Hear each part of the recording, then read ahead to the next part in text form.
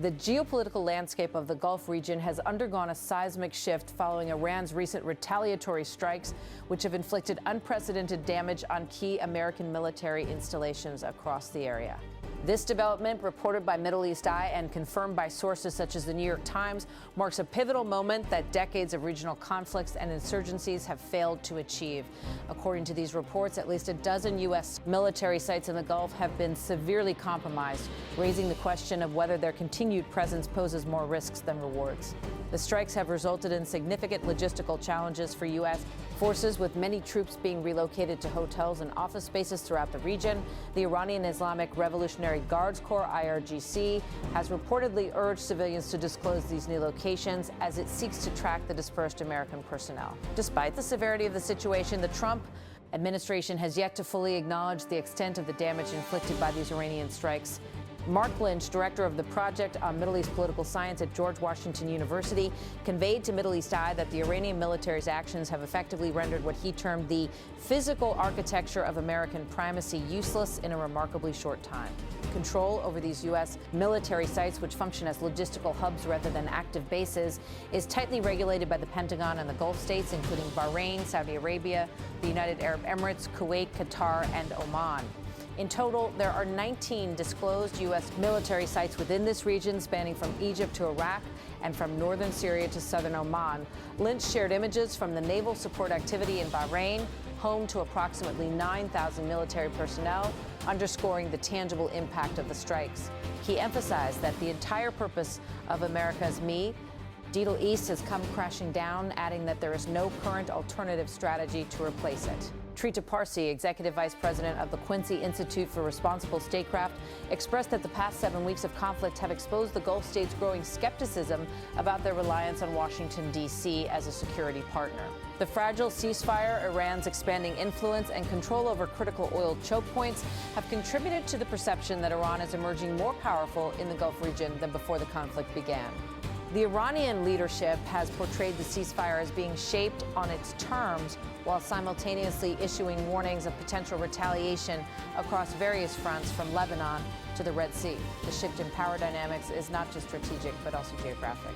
Iran's ability to intermittently disrupt or control the Strait of Hormuz has long been a critical leverage point through repeated missile and drone operations. ACRO, SS the Gulf. Iran has demonstrated its capacity to threaten shipping, energy infrastructure, and the economies of coastal regions. This newfound operational capability has altered the security equation for Gulf states who for decades relied on a U.S. Daesh-led security umbrella. Despite the presence of advanced American military systems and air defenses, the conflict has highlighted the vulnerability of key infrastructure across multiple countries. This situation has led to a subtle but significant recalibration, where Gulf states may now need to explore strategies beyond external protection. Investing in air defense, diversifying energy routes, or informally accommodating Iranian influence could become necessary to ensure regional stability. At the heart of this shift is the geographical reality of the Gulf, a narrow, densely packed region with critical infrastructure exposed to Iranian missiles and drones. This terrain grants Iran a form of asymmetric dominance, allowing it to influence shipping costs, energy flows, and security calculations without exerting physical control beyond its borders. The implications of this influence could extend to the global energy markets, as the cost of mitigating Iranian disruption, whether through insurance, rerouting, or informal arrangements, becomes embedded in these markets. The military balance remains unresolved, with the United States and Israel maintaining overwhelming conventional capabilities. However, the conflict has underscored the complexity of achieving decisive outcomes against Iran. Air campaigns carry risks of escalation. While large-scale ground operations are impractical, the situation leaves a narrow path forward, either a prolonged, uneasy ceasefire with Iran retaining its leverage, or a renewed escalation that could further destabilize global energy markets. For now, the trajectory favors the former, with low-level clashes, intermittent disruptions, and continued tension, but under conditions where Iran has demonstrated its reach. While there is no formal victory, the outcome is being interpreted as a shift in regional hierarchy. Iran has shown that no regional order can function without accounting for its power. In the Gulf, this may be the closest step towards becoming the dominant player. Iran is portraying the ceasefire as a calculated triumph, projecting an image of strategic dominance even as the region teeters on the brink of renewed conflict. Beneath this rhetoric, tensions continue to simmer across multiple fronts, with senior military commanders warning that the current calm may be fleeting and escalation could erupt at any moment.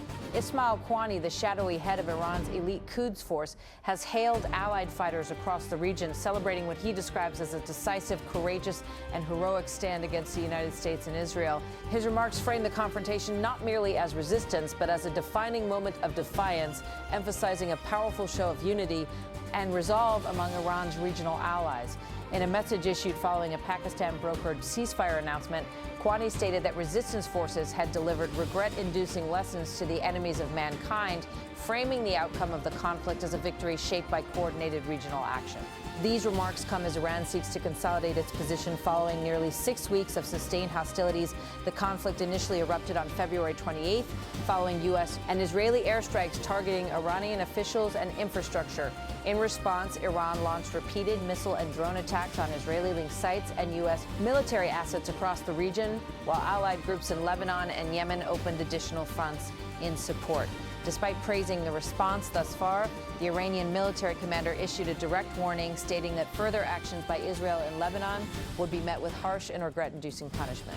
He also sharply criticized Israeli Prime Minister Benjamin Netanyahu, accusing him of intensifying attacks to demonstrate greater aggression.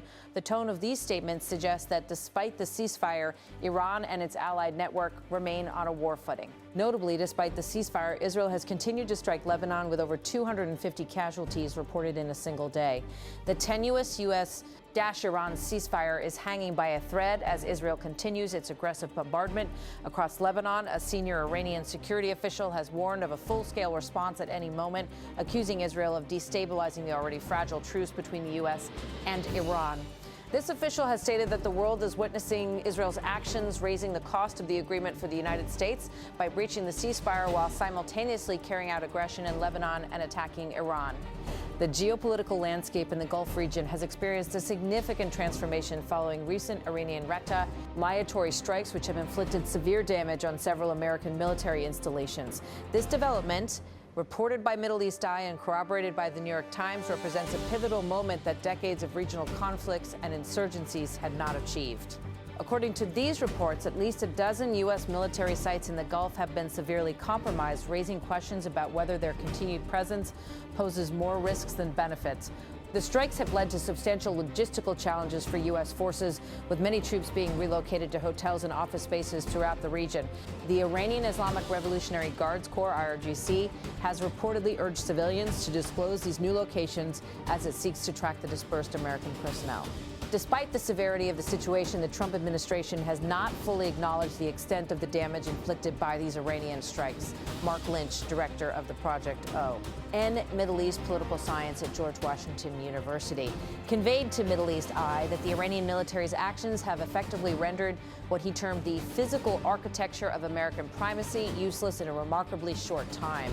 Control over these U.S. military sites, which function as logistical hubs rather than active bases, is tightly regulated by the Pentagon and the Gulf states, including Bahrain, Saudi Arabia, the United Arab Emirates, Kuwait, Qatar, and Oman. In total, there are 19 disclosed U.S. military sites within this region, spanning from Egypt to Iraq and from northern Syria to southern Oman. Lynch shared images from the naval support activity in Bahrain, home to approximately 9,000 military personnel, underscoring the tangible impact of the strikes. He emphasized that the entire purpose of America's Middle East has come crashing down, and we don't have an alternative way yet of articulating or thinking about what might replace it.